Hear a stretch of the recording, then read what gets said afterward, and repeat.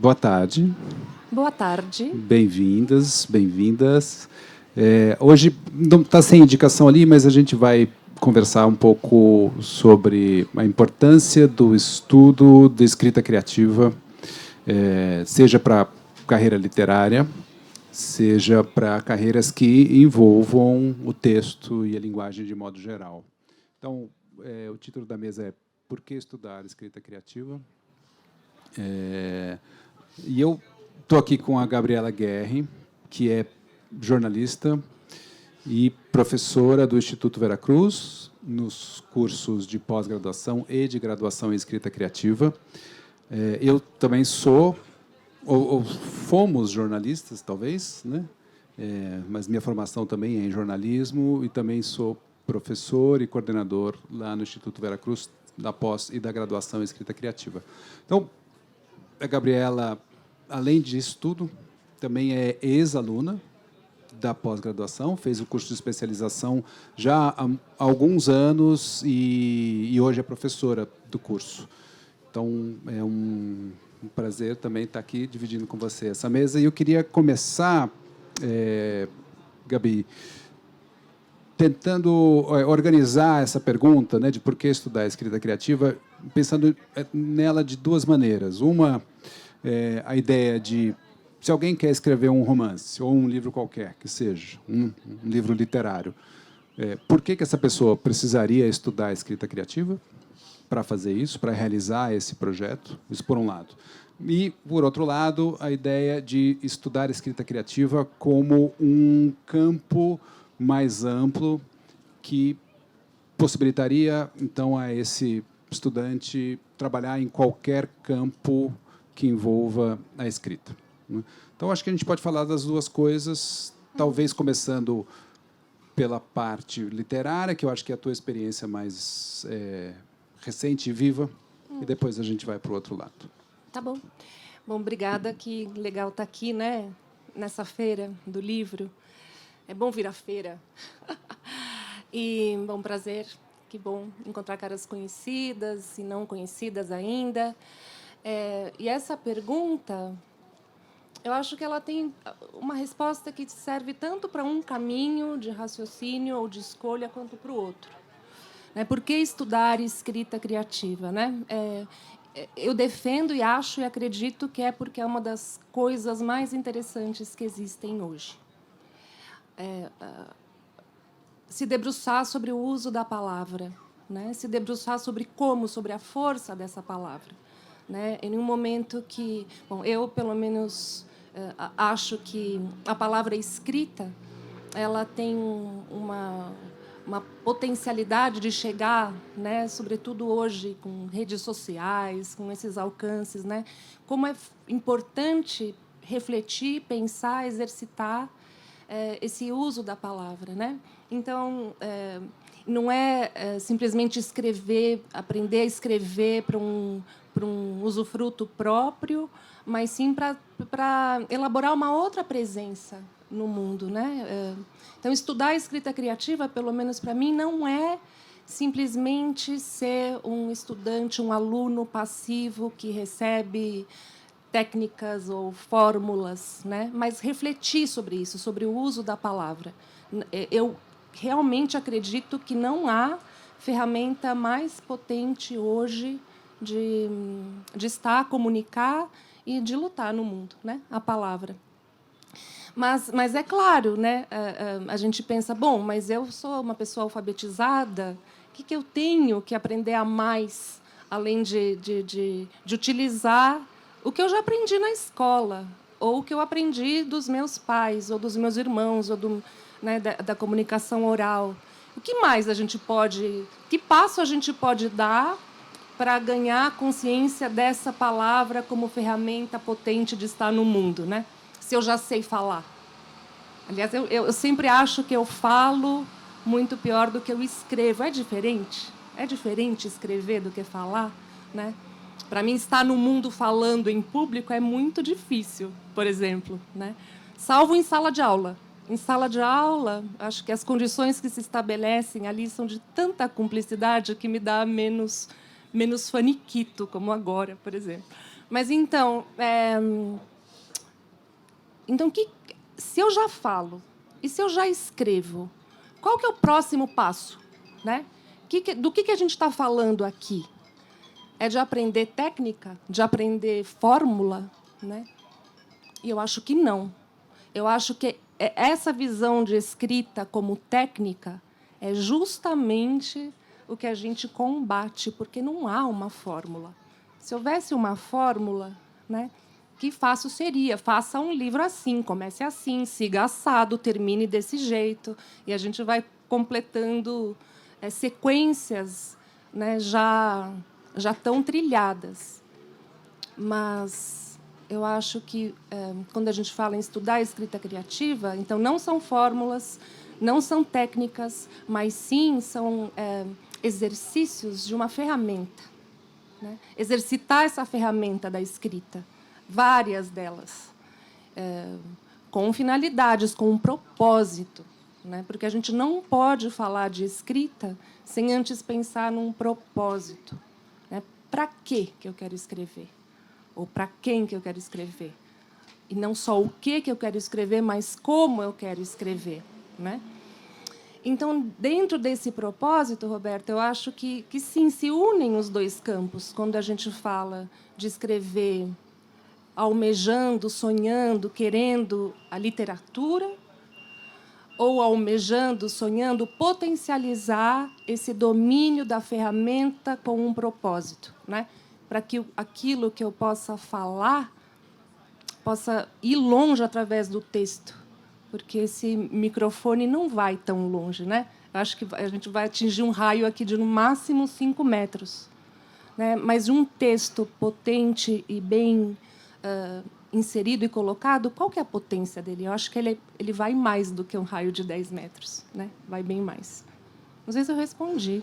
Eu acho que é uma questão longa, né? Não, difícil de a gente amarrar isso, né, de uma maneira muito sucinta.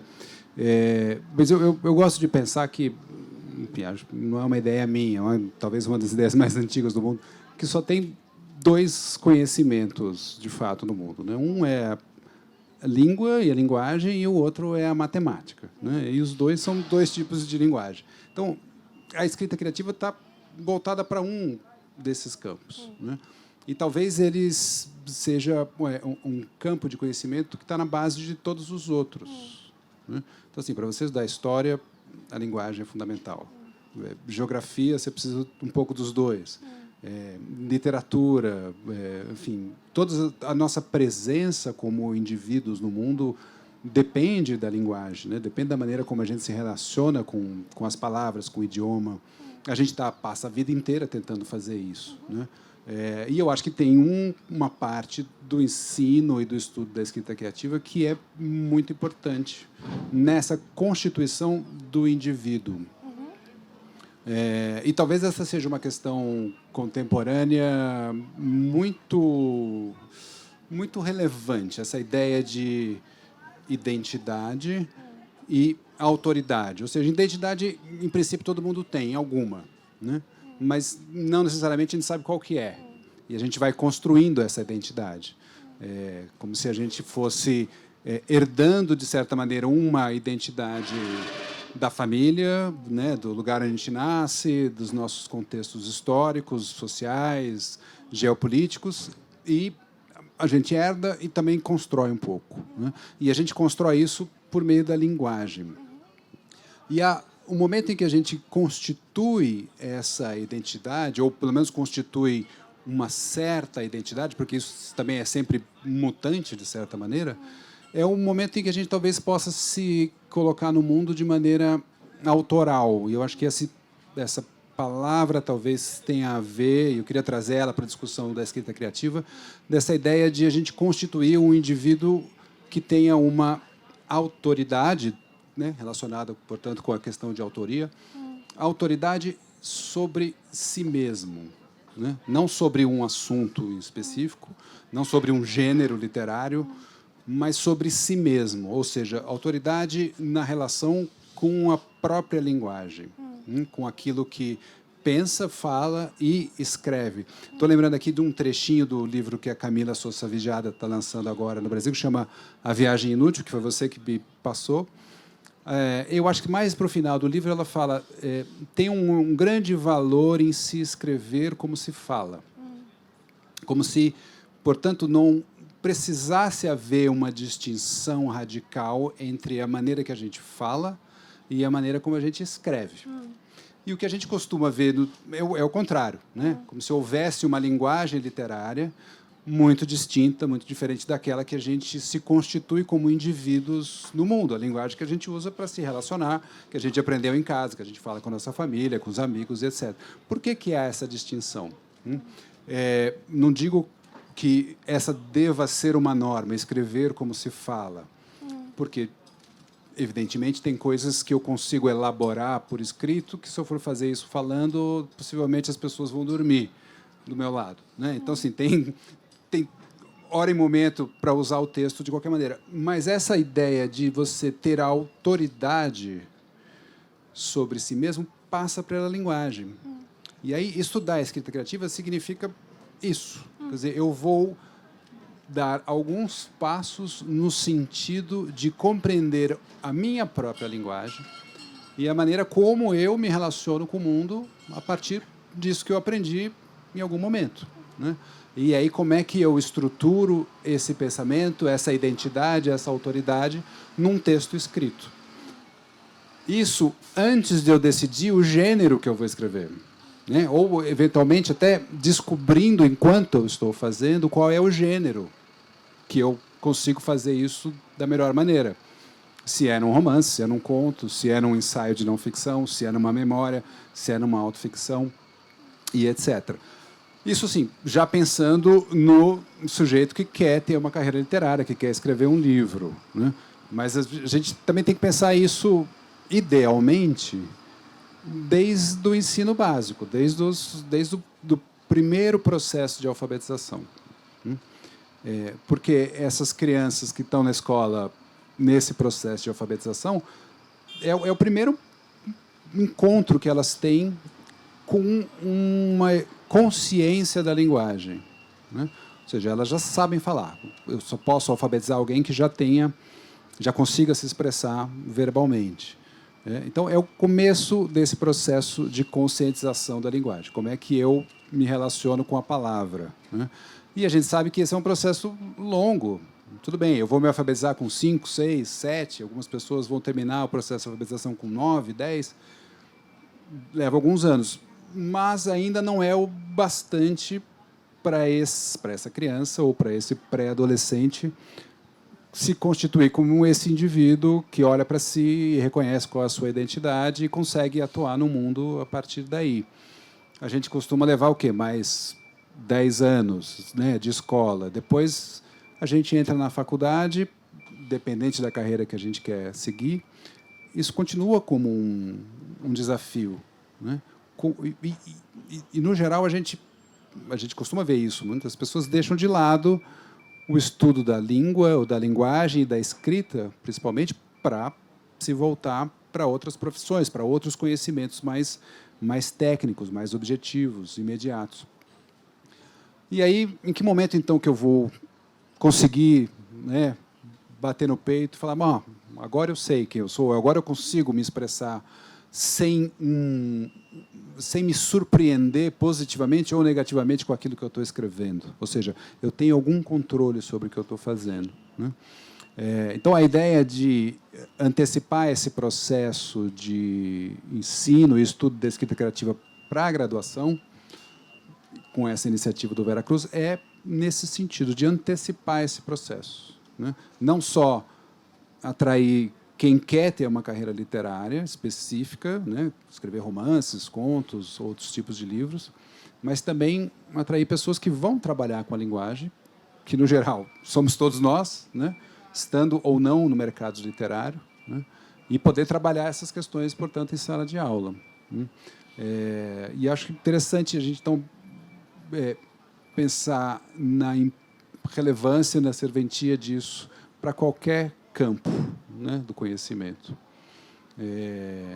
E aí o que você estava falando, né, das questões contemporâneas, das redes sociais, de todo mundo hoje, né, de alguma maneira, está buscando se constituir ou construir uma identidade virtual, né, ou uma identidade que se estabelece nessas relações sociais virtuais, né, e como isso, a cobrança que se faz, né, de nós para essa construção é, em parte, pela imagem, mas também muito pelo texto. Porque mesmo quando a gente tem as imagens, a menos que seja só um vídeo de dancinha no TikTok, né, a gente quase sempre tem uma linguagem verbal junto com essa imagem, ou às vezes só a linguagem verbal. Né?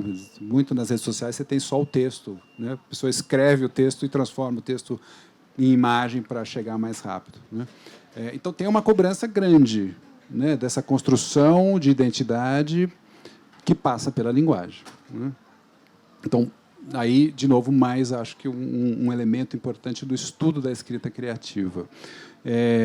Agora, acho que talvez valha a pena a gente falar também como isso está relacionado com uma certa atenção a uma tradição literária. Ou seja, a gente não está inventando nada. Né? Uma linguagem humana, eu acho que surge há uns 50 mil anos, ou mais até. Né? A escrita surge há uns 3 mil anos. Os estudos de retórica têm mais ou menos isso, uns 3 mil anos. Né? Então, não é que necessariamente a gente está inventando muita coisa. O que a gente está fazendo é constituindo um campo específico de estudo, né? A partir de todo esse conhecimento anterior, e é um campo de estudo que lida com essa tradição, né? Ou volta os olhos para esse passado e tenta encontrar ali coisas que nos servem, né? Ou que nos ajudam a entender como fazer isso hoje. Não sei se você concorda com essa ideia. Com essa imensa digressão de 20 minutos?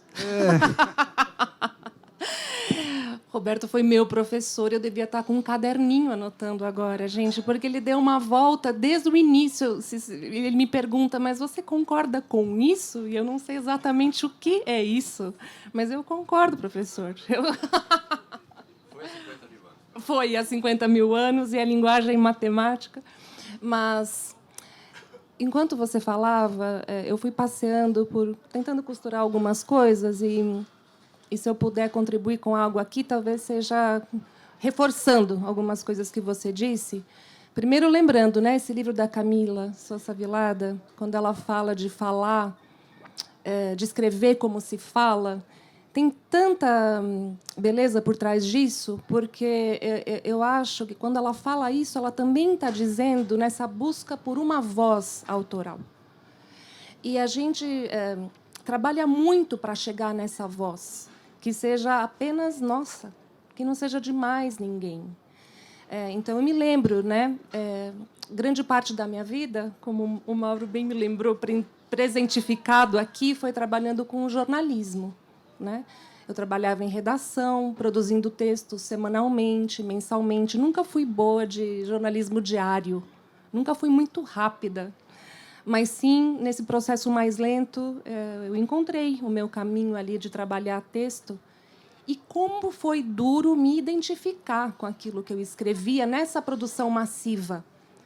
Por quê? Porque tinha alguém me dizendo o que escrever. Vai para a rua, traz essa matéria. Porque tinha alguém recebendo o que eu escrevia, geralmente dizendo que estava ruim, e geralmente metendo a mão, como a gente dizia também. E lá estava o meu nome, assinado em um texto que alguém me mandou fazer, que alguém criticou ao receber e que outro alguém mexeu em cima. Né? Quanto tinha de mim ali? Né? É claro que tem que aquilo era meu ganha-pão. Eu aprecio muito ter tido esse ganha-pão do jornalismo, né? Mas eu demorei muito para me reconhecer naquilo que eu escrevia e para assegurar o meu espaço. Assim, isso vai ser assim do meu jeito, né? Ou, por outro lado, isso aqui eu não assino, porque não fui eu que fiz, né?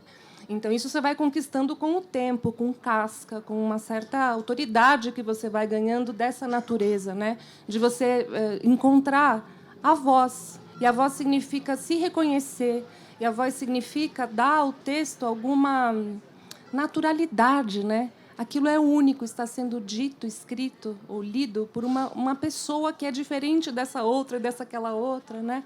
Porque por quanto tempo...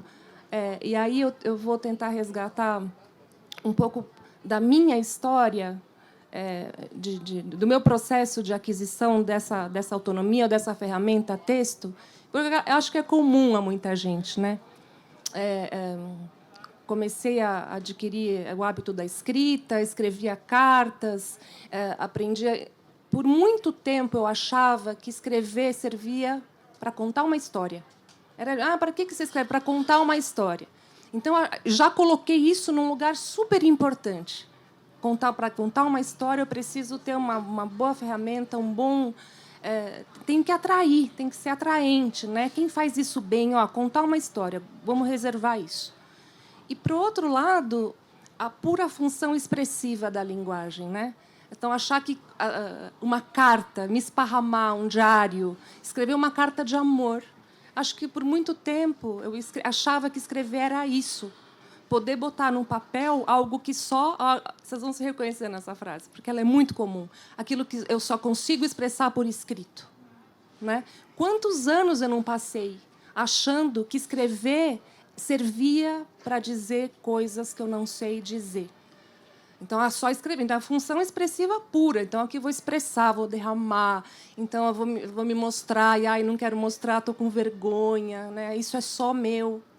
Então, só reservada para a pessoa amada. A pessoa amada, assim, ela... aí vai parte de mim nesse envelope. Né? Vai tudo de mim, é coração. Então, entre contar uma história só com tudo que implica, né? Que maravilha a contação de histórias, poder contar bem uma história. E essa função expressiva... E olha que eu fui criada em uma família que lia muito, e com escritores na família também. Alguns conhecidos. Fulano é escritor, vinha uma aura, né? Se respeitava muito essa aura de escritor. Mas... Não era qualquer uma aura, né? Era uma aura... Era uma aura grande, era uma boa aura. Ela não vai falar, mas sempre que o Eduardo Galeano... É primo da minha mãe. É primo da mãe dela. Eu sou uruguaia. Então, na minha família, tinha esse lugar, né? O Eduardo Galeano. Para quem não conhece, autor das Veias Abertas da América Latina, entre outros livros, e com quem eu comecei a me corresponder expressivamente. Eu admiro a sua obra. E ele, sobrinha, distante, assim, escreva. E eu tive com ele uma bonita história de correspondência, em que ele só dizia, escreve mais. Aí eu escrevia mais, ele continua escrevendo mais. Então, entre esse uso, né, comunicativo, envolvente, de contar uma história, e aquele uso expressivo, e mesmo sabendo que a literatura tinha uma posição de respeito dentro de casa, eu só fui descobrir esse uso possível literário da linguagem no seu curso. Né? Quando então, o Roberto foi meu professor. Eu fiz a pós-graduação do Vera Cruz em 2015, 2016. Cheguei lá tendo já tido 20 anos de trajetória como jornalista, tendo escrito muitas cartas de amor em todas as naturezas do amor, né? Cartas para quem está longe, cartas para quem está perto. Tendo escrito muito textos autorais no jornalismo, eu conquistei esse espaço. Eu era jornalista de viagem. Eu viajava para os lugares, o Mário não me deixava mentir, porque ele trabalhou comigo. Mente junto. Então, viajava e trazia relatos, e imprimia nesses relatos algo autoral. Eu achava importante que aquele texto de viagem mostrasse que eu fui para o lugar, e que não foi uma cópia, né, de um guia. Mas já fiz muito guia também. E já apreciei muito essa coisa importante da linguagem, que é a correção, que é o detalhe. Né? Em um guia de viagem, se você dá um número errado, a pessoa não chega no lugar. Isso era antes da internet. A gente vai revelando, né, outras camadas aqui. Então, claro que tem a precisão quase matemática, né? A correção, claro que tem que se atentar ao código melhor utilizado possível, né? Mas, então, como eu dizia, foi no curso do Roberto, quando eu cheguei lá com toda essa bagagem, pensando o texto de tantas maneiras, tendo um gigantão na família, assim, ó, aquele que é autor. Você nem se atreva, né? Mesmo com pais generosos dizendo, olha, você pode ser tudo. Mas eu não sabia que eu podia ser isso que ele estava dizendo. E ele estava dizendo assim, olha, escrever, ok, escrevemos, mas estamos procurando uma outra coisa aqui. E aí não tem como não se tratar de um pouco de mistério aqui, porque essa outra coisa é procurar a sua voz. O que você tem a dizer? O que você quer escrever? O que faz sentido para você agora? Né? E essa é uma busca muito profunda.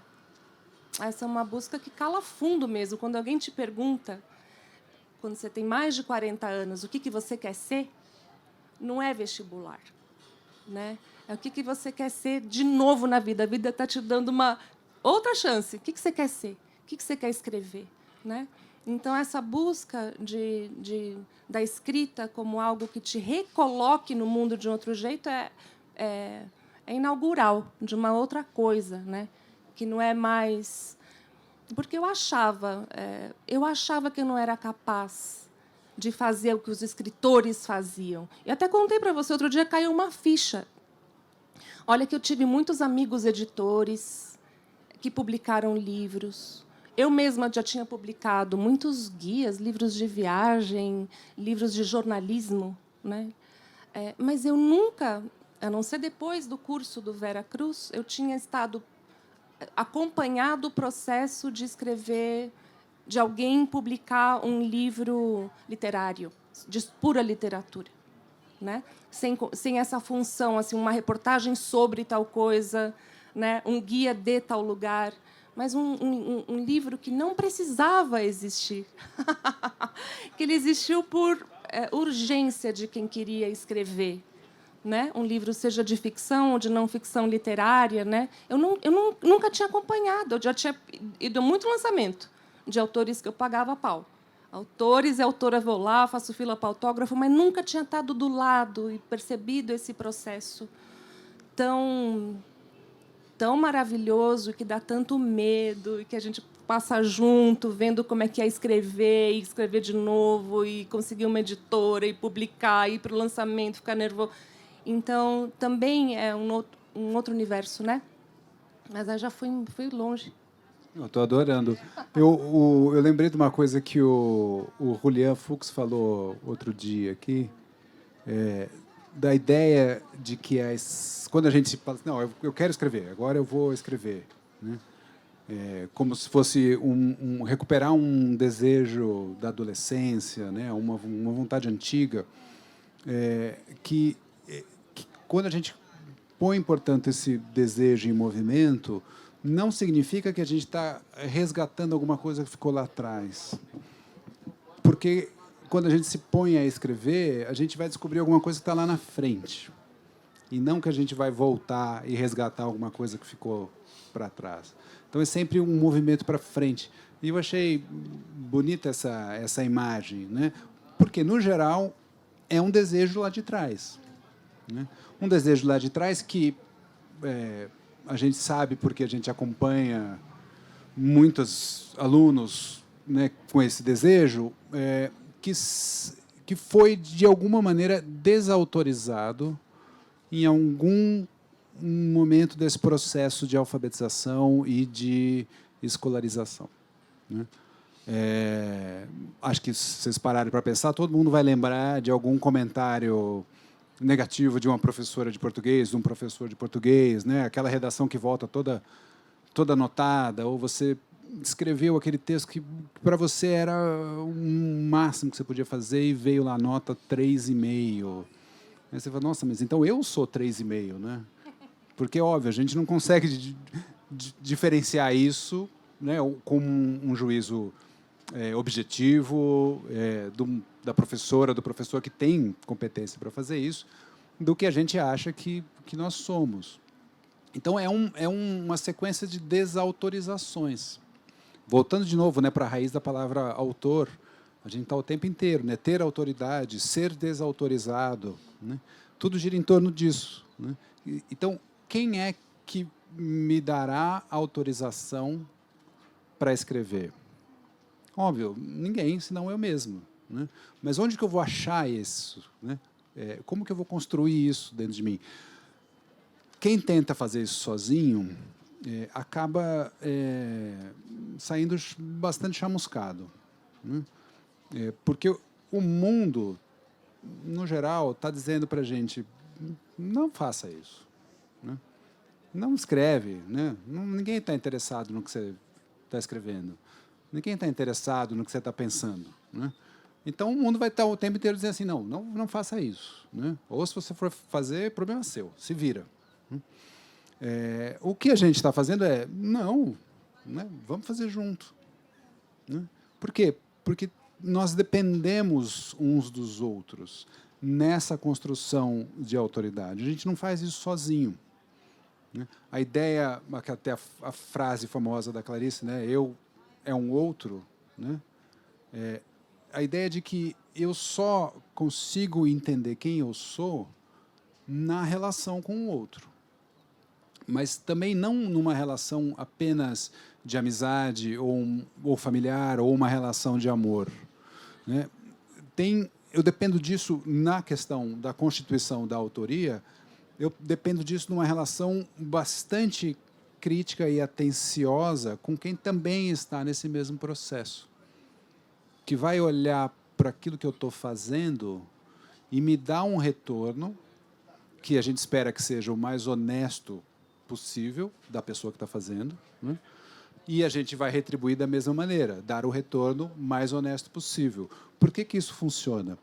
Porque quando eu faço isso com o texto do outro, na verdade, eu estou fazendo isso para mim. Eu estou me enxergando no texto do outro. E quando eu recebo o comentário do colega sobre o meu texto, ele está fazendo a mesma coisa. E nessa troca, a gente vai entendendo, então, aqui eu sou, né? Aqui eu tenho autoridade, aqui eu tenho autonomia. E vou conseguindo, portanto, construir ferramentas para indicar isso no texto do outro. Se eu faço isso em 2 pessoas, é um pouco melhor do que fazer sozinho. Se eu faço isso com 20, é 10 vezes melhor do que fazer com 2. Né? Porque eu tenho muito mais retornos diferentes para construir essa imagem do que é que eu consigo ser, do que é que de mim, transformado em linguagem, chega no outro e como volta. Né? E consigo também criar ferramentas para entender isso no texto do outro. Então, não só é uma constituição dessa autoridade ou dessa identidade, como passa a ser uma competência de linguagem, né? De conseguir achar isso no texto do outro. Né? Ao passo de que a gente, depois de um tempo, alunos ou professores, acho que não tem muita diferença nisso, mas depois de um tempo a gente consegue ler um texto e dar uma resposta assim, olha, aqui nesse parágrafo tem alguma coisa que é muito forte, que é só sua. Né? Então, presta atenção nisso. E, óbvio, tem muitas outras partes do texto que são ecos de outros autores, ecos do Galeano. Tem alguma coisa do Galeano que veio aqui e ficou. Né? Alguma coisa da Clarice, alguma coisa do Bandeira, alguma coisa de quem, enfim, das pessoas que a gente leu, né? Que também nos ajudaram a construir a nossa linguagem. Né? E aí, com essa experiência, portanto, com essa competência, eu vou conseguindo entender o que é meu, o que é do outro. Né? O que eu deliberadamente quero manter em mim sendo do outro. Né? Porque eu gosto disso, ou seja, eu quero misturar a minha identidade com a dos outros que me formaram. E o que eu também começo a entender como sendo exclusivamente meu. Né? E o que isso pede de entrega, né? De alguma radicalidade na escrita, né? Ou de uma calma na escrita. E, sobretudo, uma confiança. Né? Eu vou perdendo um pouco então, essa sombra da desautorização e vou me autorizando. E no processo de se autorizar, né, que virou, né, quase um chavão, né, precisa se autorizar, né, mas nesse processo de refraseando isso, né, de encontrar a sua própria autoridade naquilo que você já está fazendo, né, você vai descobrindo caminhos, né, caminhos. Então, a outra parte daquela frase da Camila Sousa Vijada, que ela fala, escrever como se fala é um... Como é que eu tinha dito? Tem um valor em se escrever como se fala. A outra parte da frase que ela continua é, assim como tem um valor, falar como se escreve. Então, seria quase a segunda parte, né? Então, eu encontro a minha autoridade na minha fala, escrevo como eu falo. À medida que eu vou escrevendo, eu vou encontrando outras coisas e aí passo a falar como eu escrevo, né? Então, esse jogo binário, né, que ela propõe, eu acho muito, muito bonito, né?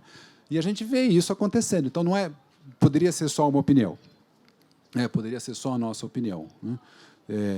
Então, quando você diz, eu encontrei isso no curso, eu também encontrei isso no curso, porque eu também fiz esse mesmo curso, só que em outro lugar.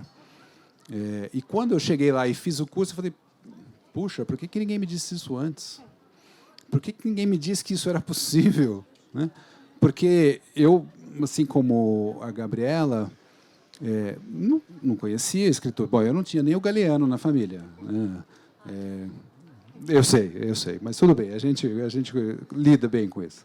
Mas a minha família era uma família que, enfim, ninguém tinha escrito nada. Ou, enfim, ninguém tinha publicado nada, né? Então, era um universo muito distante, né?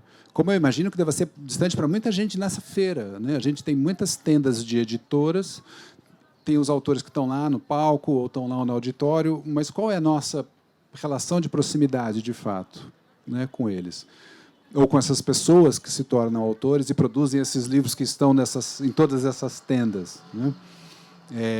A escola não nos aproxima muito desse caminho. Então, eu também fui fazer esse percurso, fui fazer jornalismo, depois fui fazer letras, e fui trabalhar no jornal, e fui tentando me aproximar, ia, né, nos lançamentos, fazia oficinas de escrita, até que eu fui fazer o mestrado e falei, o tempo todo isso estava do meu lado e eu não conseguia enxergar, né?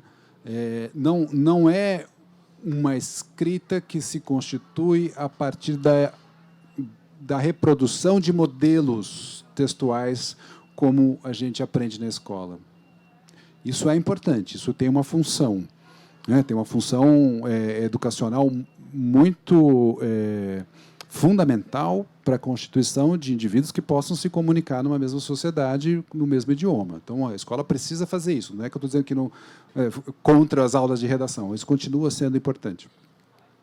Mas não é só isso. A escola também precisa fazer outra coisa, né? Precisa constituir e ajudar esses indivíduos a constituírem as suas autonomias, as suas autoridades, né? Então, foi isso que eu fui encontrar no mestrado. E, quando eu terminei o mestrado, eu falei, eu preciso ajudar outras pessoas que também estão na mesma situação, né? Eu acho que da minha turma de escola, eu era o único que queria escrever. E acho que a gente tem um pouco, não sei se vocês conseguem acessar isso na lembrança de vocês, qual foi o poema que vocês leram, ou a música que vocês ouviram, que, de repente, tinha um verso que vocês pararam tudo e falaram, tem alguma coisa aqui. E um enigma que faz com que a gente permaneça num estado de inquietação, né? e alumbramento ao mesmo tempo, né? Até conseguir entender o que é aquilo, né? Como que foi possível criar um verso como esse? Eu lembro até hoje qual é o verso que fez isso comigo. Estava no 2º ano de ensino médio, passando ali, né, por a história da literatura, e eu tinha aquela aquele livro do Massot Moisés, né, que era um de literatura brasileira, outro de literatura portuguesa, vocês lembram disso?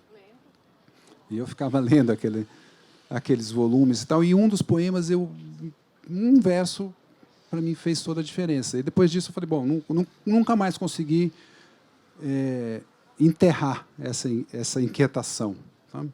Porque eu comecei a querer eu fazer aquilo também, né?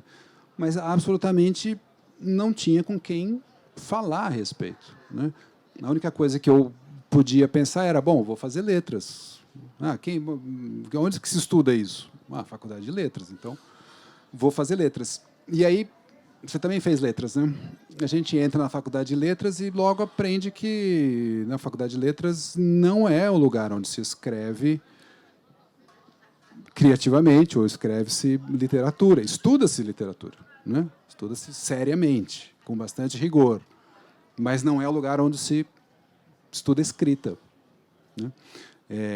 E eu tive excelentes professores, excelentes aulas, e um dos meus melhores professores foi o Alcides Vilaça, eu lembro até hoje de um curso que ele deu de Machado de Assis, que eu acho que ele continua dando, que era maravilhoso. Ele passava uma aula lendo um conto inteiro do Machado e, na aula seguinte, analisando todo o conto do Machado. Então, foi também essa aula que começou a me mostrar muitas coisas.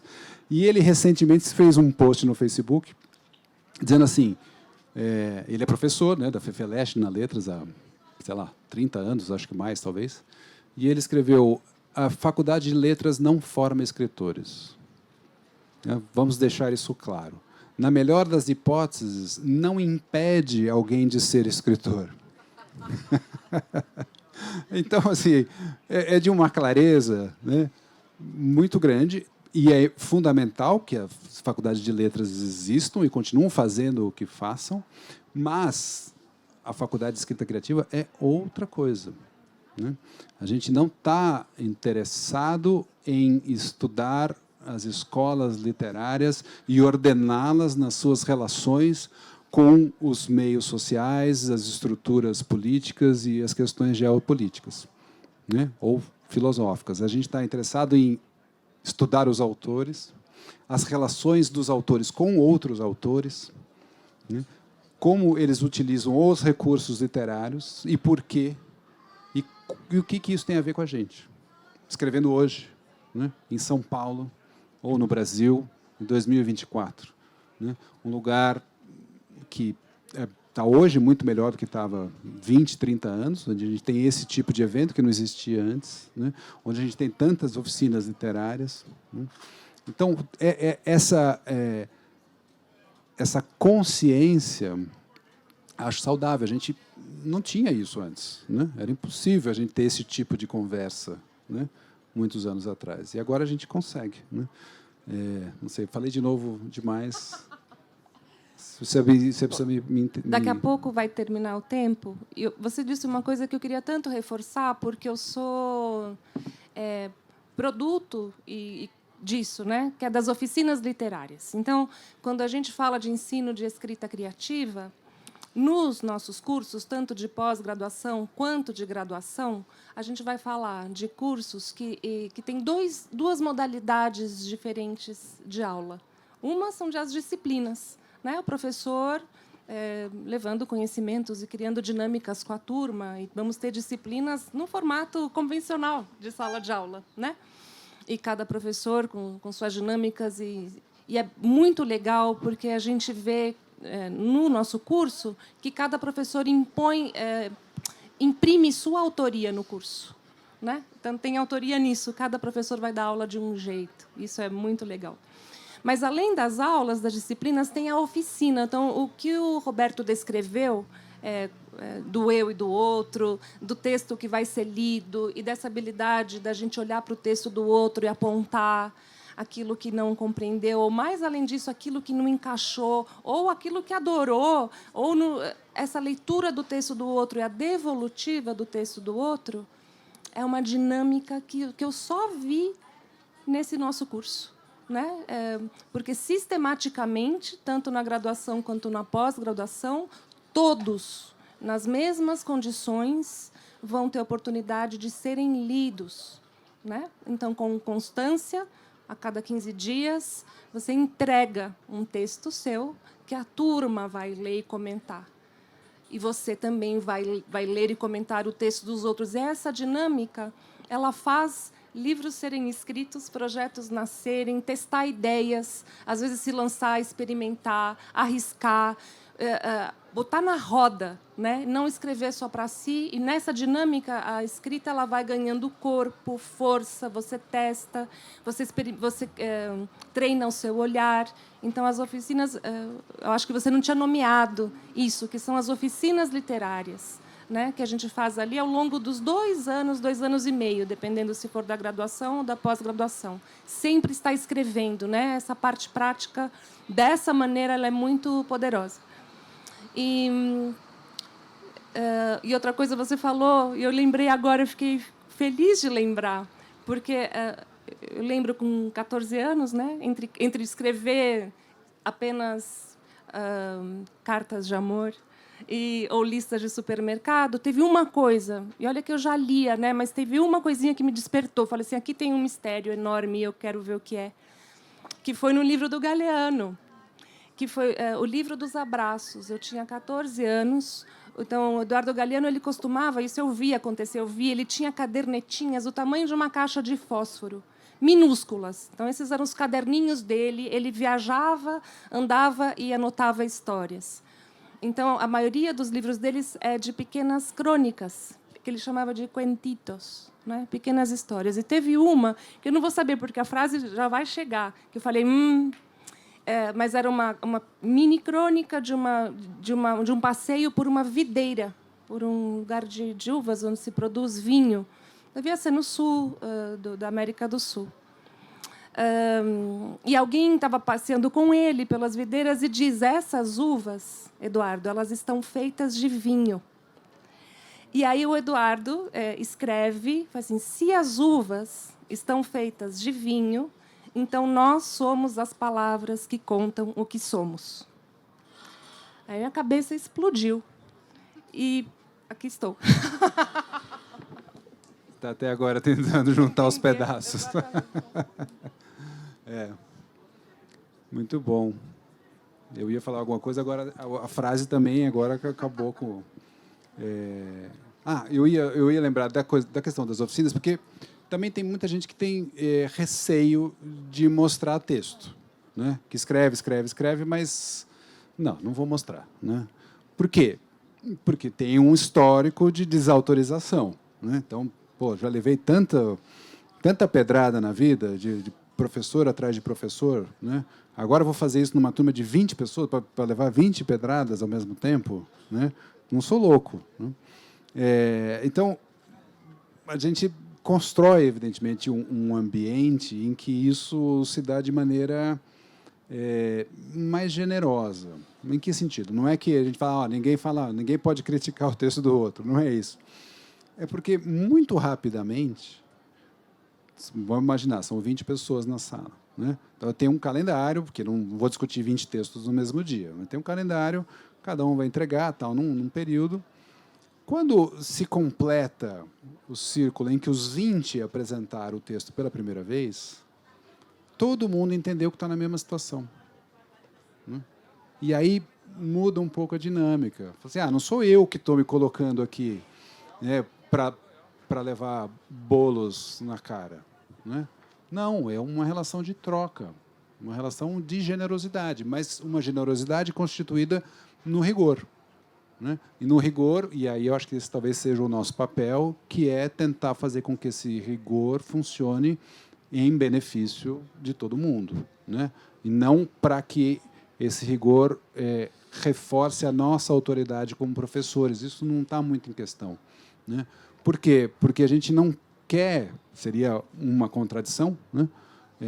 Que todo mundo escreva como a gente acha que cada um tem que escrever. Eu posso ter clareza com relação a como eu quero escrever, né? Mas eu não posso dizer isso para ninguém. E isso é radicalmente diferente do que você estudar redação na escola, em que o professor ou a professora tem que garantir que todo mundo escreva igual. Porque se eu preciso dominar aquele gênero, uma questão de comunicação. Na escrita literária é radicalmente o oposto. Eu tenho que garantir que cada um vai escrever diferente, E para cada um escrever diferente, portanto, eu tenho que ter um rigor nesse processo e uma generosidade nos retornos, né? Então, por isso que a troca entre o grupo é fundamental, porque não sou só eu dizendo, é todo mundo dizendo, né? E a gente vai pontuando aqui ou ali. Ah, mas o que você achou disso? Ah, mas e essa questão? Né? E sempre voltando para o texto. Então, não é, não, eu acho. Não, onde que está qual é a palavra no texto que fez com que você pensasse isso? Né? Ah, não sei. Bom, então vamos voltar para o texto. Porque alguma coisa no texto fez com que você tivesse essa opinião, né? Às vezes a gente volta para o texto e fala, ah, não, não está no texto, era um preconceito meu, ou eu trouxe isso de outro lugar. Mas quase sempre está no texto. Tem alguma palavrinha ali, né, alguma vírgula, alguma coisa que permitiu a gente gostar ou não gostar daquele texto. Então, a reação, ah, eu gostei, é a primeira reação, imediata. Depois, tá, por que eu gostei?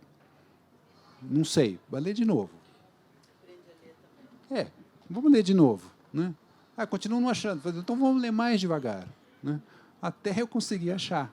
Pode ser que nesse processo eu fale, não, eu descobri que eu não gostei, então não gosto mais. Então por que você não gostou? Vamos ler de novo, né? Então assim a gente vai até o momento que a gente começa a ter uma relação mais natural, né? Ou seja, a constituição dessa competência se dá de forma mais natural. E é comum, por exemplo, os alunos começam o curso e falam assim, nossa, agora eu virei um leitor muito chato, eu fico lendo o livro e fico procurando erro, né? A gente fala, não, é momentâneo, isso passa, porque depois o prazer volta e volta em outra dimensão, né? A gente passa a ter um prazer maior na leitura dos livros, porque não é que eu estou procurando erro, eu estou vibrando com os acertos. Porque antes eu não consigo prestar, antes eu não prestava atenção nem nos acertos, eu estava muito na chave do enredo, da história. Ah, o que aconteceu com o personagem? Ah, e uma reviravolta, tal. Depois eu começo a torcer pelos acertos do livro, né? E aí a qualidade da leitura ou a emoção que a gente sente nesse processo aumenta muito, né? E a gente tem mais 3 minutos, não sei se alguém quer fazer algum comentário, perguntar alguma coisa.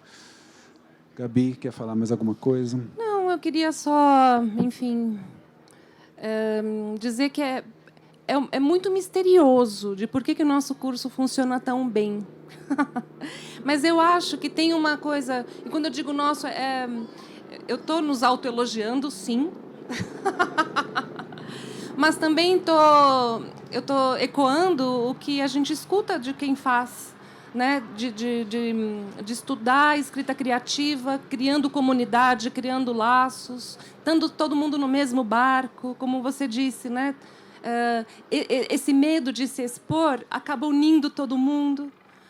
Essa alegria de encontrar alguma coisa bonita acaba unindo todo mundo. Eu posso dizer que do curso eu ganhei as melhores amigas do mundo.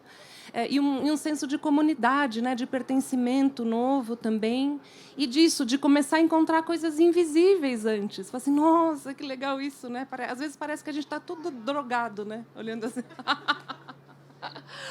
Mas é um curso mais, falando sério agora, acho que ele tem uma dose de provocação muito equilibrada com a dose de acolhimento, né? Então, é um curso que te provoca e te acolhe, te provoca e te acolhe. Então, te deixa numa situação assim, bom, aqui vou ter um acolhimento, aqui vou ter uma provocação. E acho que é uma medida, é uma fórmula muito boa, né? De você estar ativo, aprendendo, e não acomodado. E é um curso muito legal. Ou acabar assim, ai, gente, é tão legal, tchau.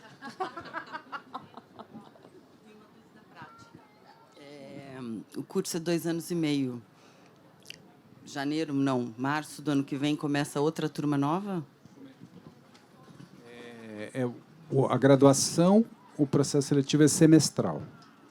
Então, começa agora em agosto uma turma e a outra turma em março. A pós-graduação, o processo seletivo é anual. Então, ele começa... A gente abre o processo seletivo em outubro, mas para a turma que começa em fevereiro, né? Então, é isso. Pós-graduação, só comecinho do ano, graduação nos dois semestres. E a graduação tem 2 anos e meio e a pós-graduação tem 2 anos. Então, a gente também pensou isso. A graduação é uma modalidade que a gente chama de tecnólogo, que é o MEC instituiu tem alguns anos, que são graduações mais curtas, né? Não precisa ter 4 anos, porque a carga horária é um pouco mais reduzida. Então, a gente pensou isso imaginando um percurso ideal de 2 anos e meio de graduação e mais 2 anos de pós. Então, no que seria uma graduação normal, você faz uma graduação e uma especialização, possivelmente terminando com um livro, o livro que você quer escrever, ou com um roteiro de longa, de série, enfim, uma novela, enfim, podendo seguir. Ou, se não quiser fazer a pós no próprio Vera, depois fazer pós em outras áreas que sejam de interesse, né? Eu quero fazer, por exemplo, uma pós-graduação em jornalismo investigativo. Aí vai fazer essa pós, né? Ou quero fazer uma pós em alguma coisa voltada para o mercado editorial. Ou seja, a competência básica do domínio da língua, da linguagem e tal, está dada na graduação. Depois eu vou fazer uma especialização profissional.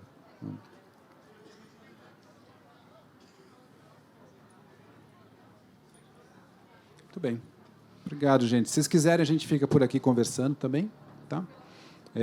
Ali do lado tem um material do curso que a gente trouxe para quem quiser conhecer. E obrigado pela atenção. Prazer.